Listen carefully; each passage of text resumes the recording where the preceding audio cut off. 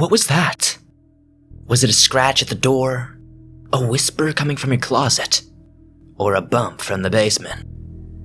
I'm not sure, but I think the only way to find out is to explore. Welcome back to the swamp, my friends. Good to see you back for another episode. Today, we are once again sharing some creepy and allegedly true, unexplainable paranormal encounters sent in by viewers just like you. This is the longest running series on this channel, and it's crazy to see how far it's come and how many stories are still sent in on a daily basis. If you have a story yourself that you would like to share on the show, be sure to submit your story at swampdweller.net or the email you can find in the description down below.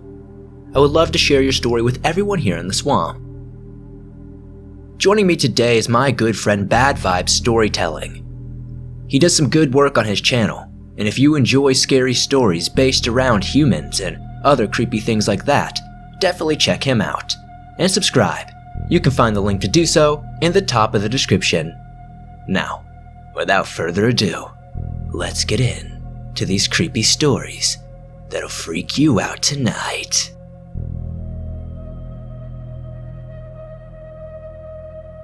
I've had so many strange and unexplainable occurrences happen throughout my life. From a UFO sighting to a few ghost and shadow figure sightings, it's sometimes hard to know which one stands out the most. So, I'll go with the most recent one that happened to me.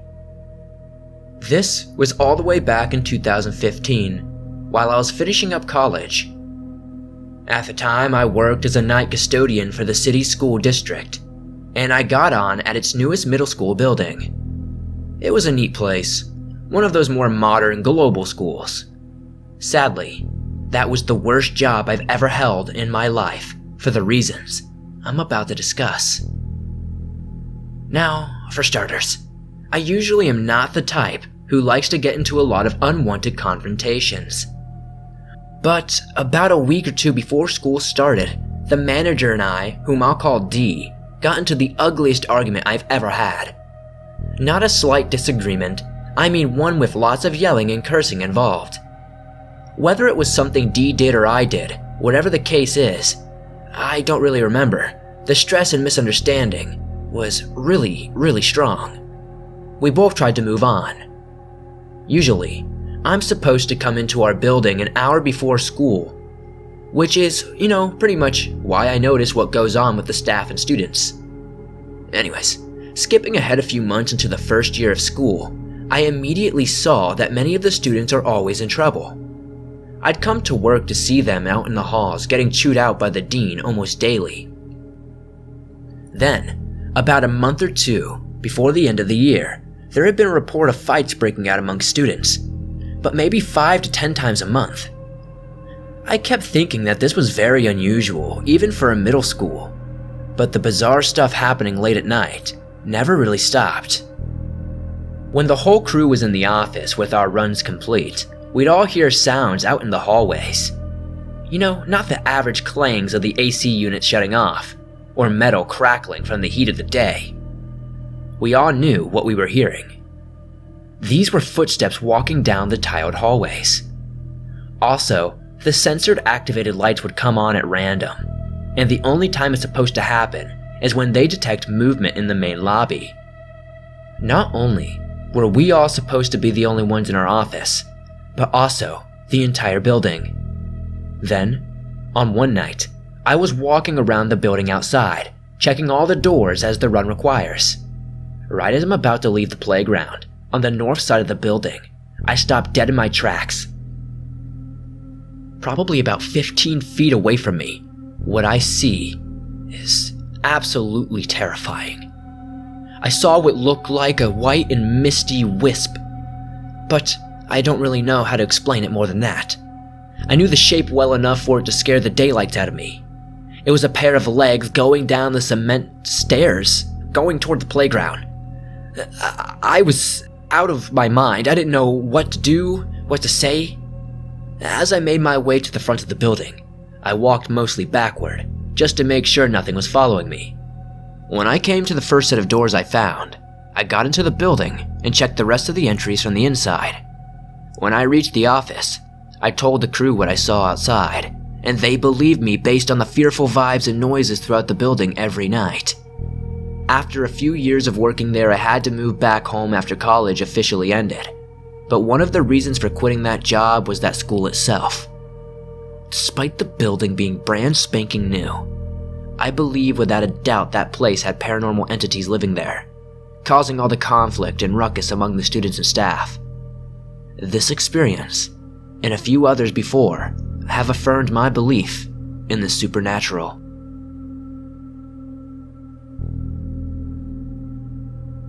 First of all, I just want to say that I'm not psychic or very intuitive of anything like that. I would love to be, and I wish I was, but I'm not. I've always held an interest in the paranormal though, and to a certain extent, wish I had paranormal experiences, like some people seem to have. I'm simply your average Joe, if that makes sense. I don't have a haunted house, I don't live in a sketchy area, and my family doesn't really have any history that deals with magic or anything spiritual that I have knowledge of. But as I mentioned earlier, I've always been interested in the paranormal. Now, I'm not a big fan of paranormal investigation shows because they hype stuff up and over-dramatize things for entertainment purposes. But I do believe, especially because of what happened to me in this story, that something more exists. Now to the story itself. So my parents wanted to move down south to get away from the cold winters that pound us where we live now. They were looking anywhere from North Carolina down to Florida. Now, my parents for many reasons were thinking about moving to South Carolina, so we decided to drive down there and stay there for a few days to see the different areas of the neighborhoods in real life instead of just guessing based on what the internet said. Now, as soon as I heard the possibility that we were moving to South Carolina, I looked up haunted and abandoned locations to see if there was anywhere interesting. Instantly, I found some websites listing haunted locations, but one in particular caught my eye, a famously haunted cemetery in Spartanburg, which was where we would most likely move if we did. The cemetery was known as Oakwood Cemetery, aka Hell's Gate. Now with some quick research, I told my mom about the cemetery and read out loud to her what one article said. The article read about how the whole cemetery was not haunted, but how an old part of the cemetery was. The old cemetery was for people that couldn't afford a proper burial were dumped by the government, which included homeless people, poor people, and inmates. Also, in the old part, there are many graves of young children, some of them being less than a day old, and some of them being 14. There were sightings of possible cult members and suspicious activity. If you want to know more about what I'm talking about, just look it up. It'll make a lot more sense. I told my mom and we chatted about it for a bit, and that was the end of the conversation. A few weeks later, it was time to get in our car and take a long car ride down to South Carolina to drive around and look at the areas. Within 20 minutes of being in the car, my mom revealed that if there was time, we would visit the haunted cemetery as something to do to get out and stretch our legs, since the whole day was being spent in the car. Our second day driving, we decided to stop by the cemetery. It was 2 p.m. and bright out. Drove to the back of the cemetery, thinking it was the old part, but it looked fairly new. Nothing was strange, and we basically walked around a random part of the cemetery for 20 minutes. We decided to drive a different way in the cemetery and ended up finding the old section.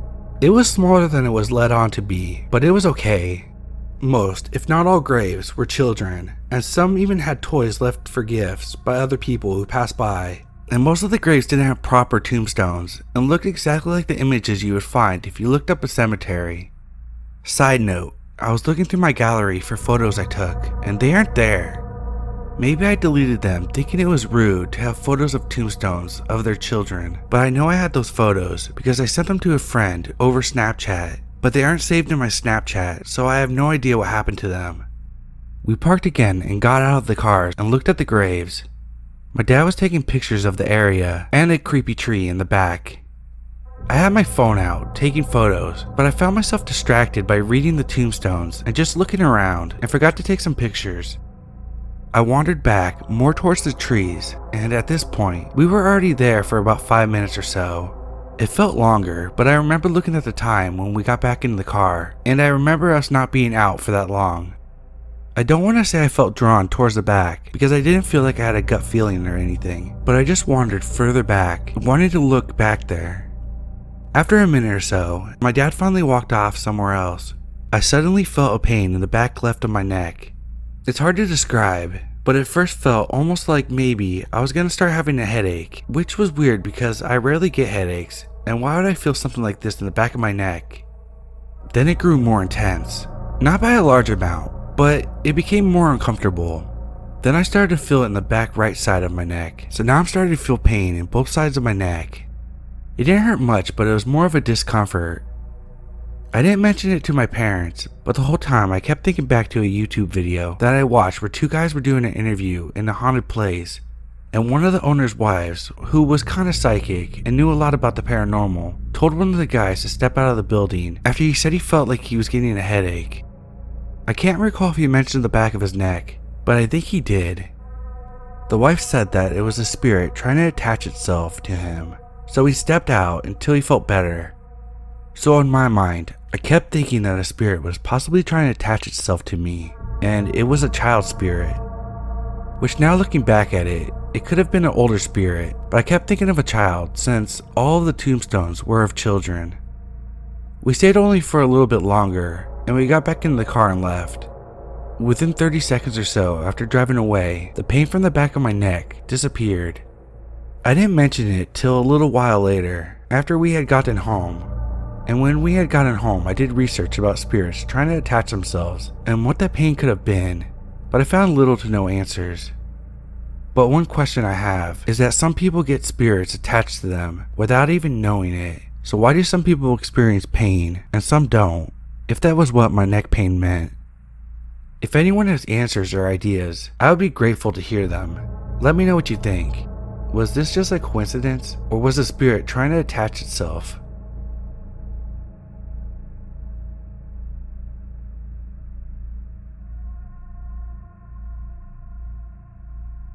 I am a 25-year-old female, and this story are about experiences that I have had with the paranormal, and finding out that I am hypersensitive.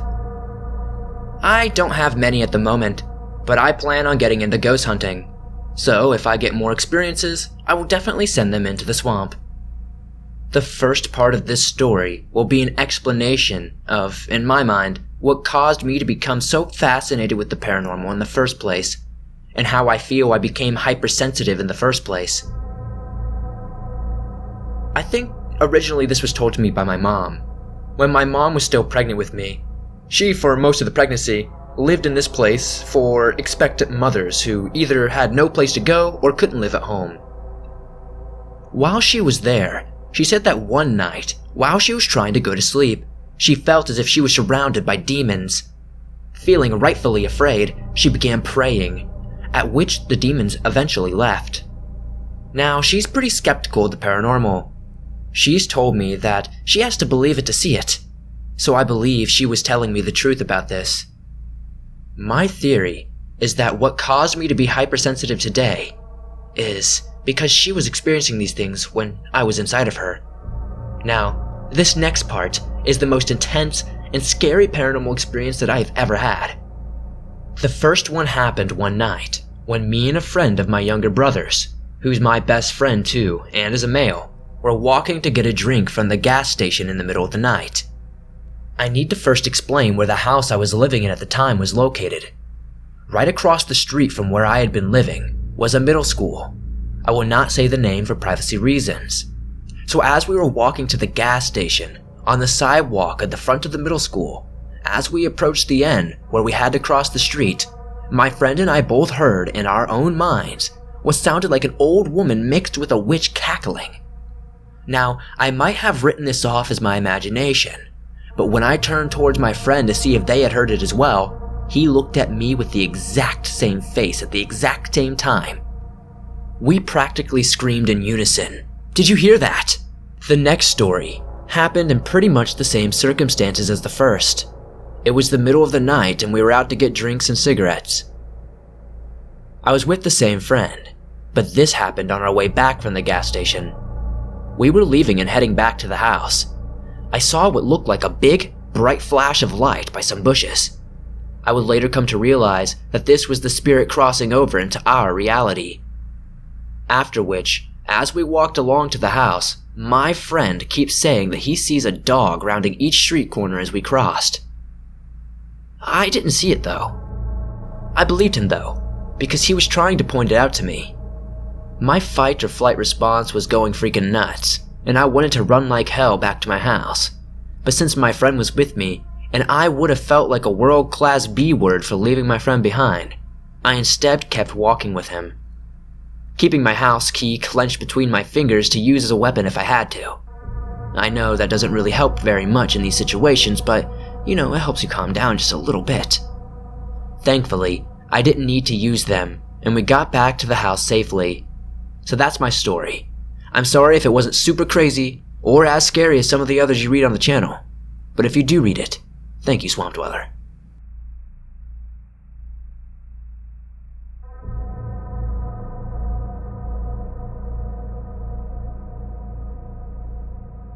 Hello, Swamp Dweller. I'm a long-time listener, and you are one of my top 3 narrators I listen to regularly. I decided to share a story I was told, exclusively with you and your listeners. Thank you for the great narration and proper content.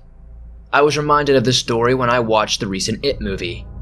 This took place in the mid-1950s in Turkmenistan. When my grandmother was around the age of 10, she often played a game called 7 Stones with her friends from the neighborhood. One night, the game went on for far longer than usual, and it was starting to get dark out. She threw the ball at the player of the opposite team. The ball bounced off of her and went into the basement of a nearby building. My grandmother and her teammate went to get the ball. As they approached the basement door, the damp smell of the basement hit them like a bag of bricks. When they looked into the dark basement, they noticed it was flooded.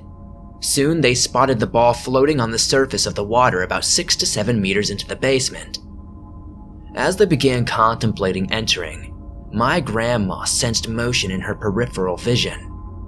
She looked in the direction of the ball. She noticed that the ball was now bobbing. She began to feel fear wash over her. They say they saw a human head slowly emerge from the water, followed by shoulders and a torso. Soon in front of them stood an old white-haired woman with pale, wrinkly skin. The woman was dressed in an old-fashioned dress. Despite emerging from cold water seconds prior, neither her hair nor her clothes seemed to be wet. She creepily chuckled to herself before picking up the ball and looking at it. With the ball in her hand, she extended her arms out to my grandma and said, "Come in. Come get it, pretty." As she spoke, her decaying teeth and rotting skin of her forearms showed. Another member of my grandma's team came to investigate what was taking them so long. When she saw who they were talking with, she freaked out and screamed out of fear. This startled my grandma and the other teammate. They ran away from the basement and told the story to the others, but nobody believed them. Members of the other team accused my grandma's team of being scared of losing and cheating by hiding the ball on purpose. Soon, everyone went home, and in the morning, someone found the ball in front of that building, but away from the basement door.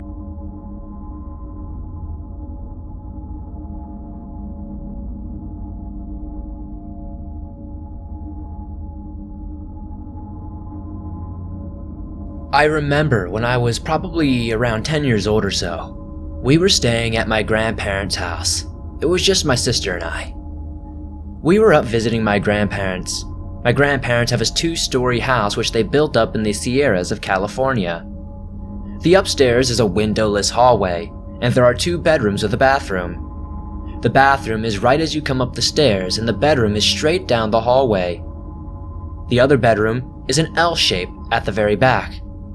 My sister and I were upstairs talking and in the bedroom with 2 separate beds.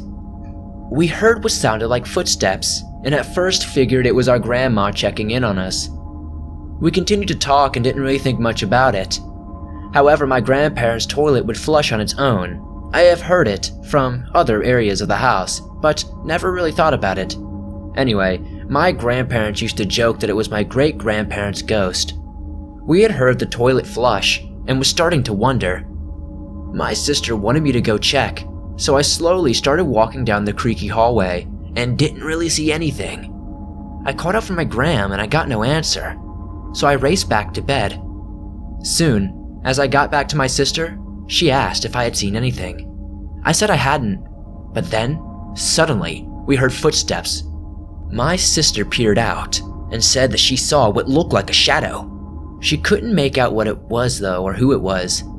I looked as well. I stood behind the door peeking out just a little bit, and I also saw a shadow figure. We still heard walking, and I jumped into my bed and hid under the covers. I'm not sure what it was exactly, but I was scared. Also, fast forward to when I was much older. I was in the same area but in the surrounding woods. I was looking for a party because I knew that's the party area. I was just driving around and found what looked to be a logging road and drove down just a little bit. I decided to stop because I was just enjoying the night. At the time, I had a 1986 Ram Charger and was just relaxing. I heard footsteps through the woods, and I looked over and saw a creature that walked in front of my Ram that had to be over 6 feet, and it was hairy all over. It walked very slowly across. I had fear because I had never, ever expected something like this to exist. I drove away from that area like a bat out of hell and found another place to camp. When I was setting up, I heard what sounded like a wolf pack, and I was frightened because I knew there shouldn't be wolves in California. They were howling and getting closer and closer. I once again packed up. I did end up finding a party though. Yet, in these woods I have heard of a lot of strange things like devil worshippers and other things. Thank you for sharing these experiences, and if anybody has ever experienced anything similar to this, what do you think it could have been?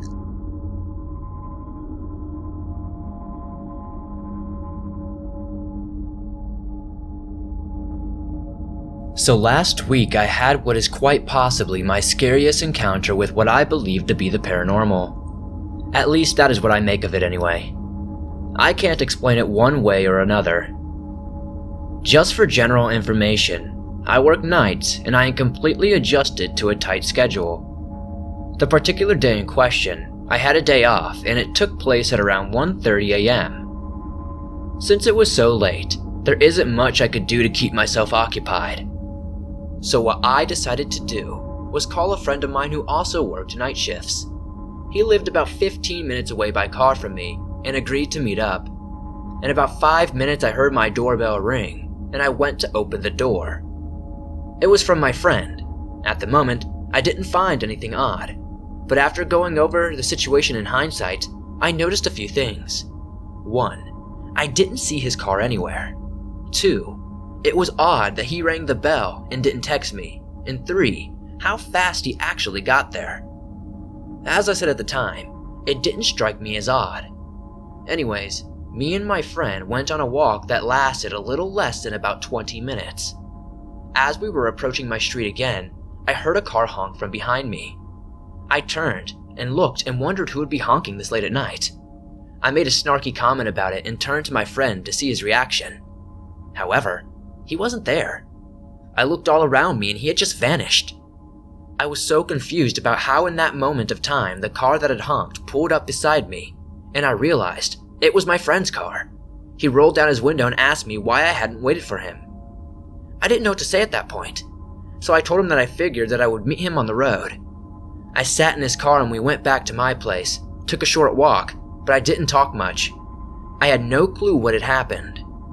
I consider this maybe a hallucination, but it just doesn't make sense. I wasn't on any drugs and I don't drink.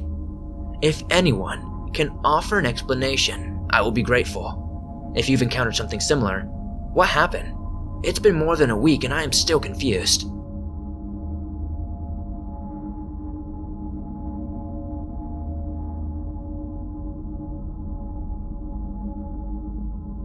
When I was in the Navy, I was stationed at a barracks standing watch, and that was my post. It was the same barracks that I lived in, and it was rather old. My roommate and I always thought the building was haunted, and used to swap stories of doors slamming in the night, and there would be no one near that door, and other things that go bump. One day we decided to play with the Ouija board and see if we could reach what was on the other side. It went uneventful, and nothing seemed to reach out. As soon as the session ended, the candles went out on their own. Spooky, I'm sure. It wasn't until I went to sleep that night that I learned my lesson about messing with things that I didn't know anything about. I woke up at 3 p.m. on the dot.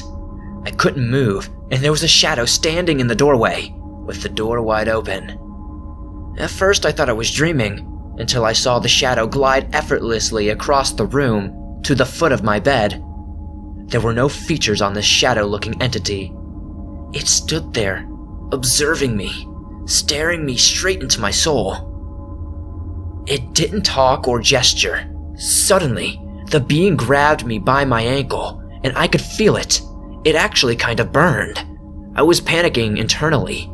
I tried to yell, move, scream, fight back in any way. Why couldn't I move? The grip on my ankle tightened, and I could feel my body sliding across the sheets in the direction of the shadow person. Suddenly, my body hit the floor and I thought I was going to die. The entity wouldn't let go and started dragging me slowly towards the doorway. I was praying, freaking out, fighting my body, trying to gain control. Finally, my mouth let out a groan from deep within me, and suddenly I was able to gain control of my body again. I sat up, alone in the pitch-dark room. The shadow person was gone. The next day we threw that Ouija board out in the trash and never messed with spirits again. I don't know what happened that night. I don't know what I experienced. But I'll tell you one thing. I'll never play with the paranormal or make fun of it ever again.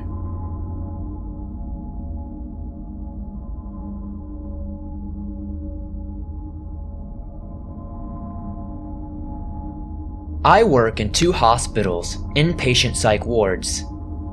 I work in the mental health field without disclosing too much for confidentiality reasons. I do believe in a higher power, and so patients or clients I have worked with that have schizophrenia have always intrigued me. Despite other beliefs, I have had several clients that would see and or hear voices or see people. One woman in particular I worked with that had been hospitalized several times, lived by herself and would tell me these very weird stories. She told me that on certain nights when preparing for bed, she would hear a low voice that she described as the devil. She would never tell me what he would say, but that he wasn't always who she would hear at night, but when she did, she would feel him around her all night and not sleep very well. She said that she didn't feel comfortable changing her clothes in the room. I found this odd. She said that she heard many voices over the years, many times through the radio or TV. She said when she heard the voices in her room at night that there would be no TV or radio on. She genuinely acted scared when discussing this with me. She would admit to me that she logically tried to understand that the voices weren't real, but they were to her. When I hear stories like this, as I have heard from other patients or clients I have worked with, I have thought at times, though not to colleagues, that are these voices of people actually real? Are they the ones that are actually sane? Do we just not see them? Early century psychiatrists believed that those with mental health symptoms were possessed. This frame of thought changed after the first of the century. But do evil forces prey on the weak? Are there people that are more sensitive to seeing the other side? Why do other cultures sometimes revere those in their culture who claim to see or hear people that others can't see or hear, such as shamans? Thank you for letting me share my quick little story, and I hope anybody who has one themselves will share it in the future. I would love to know more.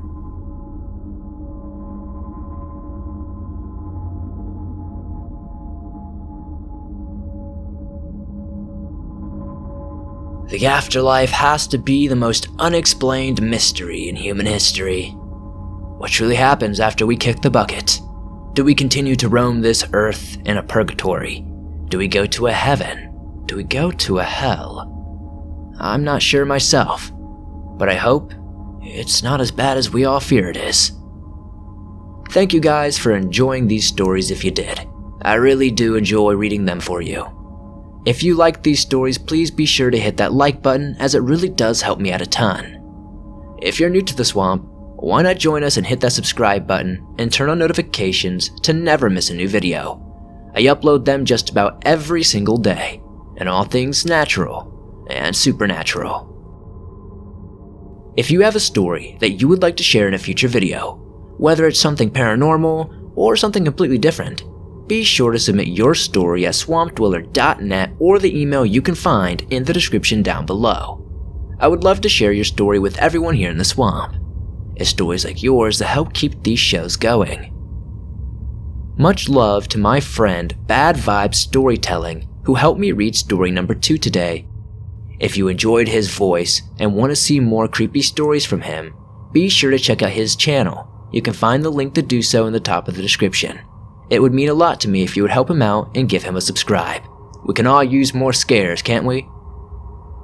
If you're not aware, you can download your favorite Swamp Dweller scary stories from iTunes, Spotify, Stitcher Radio, iHeartRadio, and pretty much everywhere else you find your favorite scary stories online.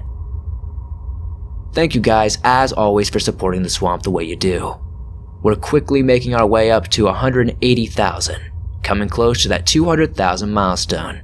If you would like to help us reach that, be sure to hit the like button, subscribe, and share this video with your friends.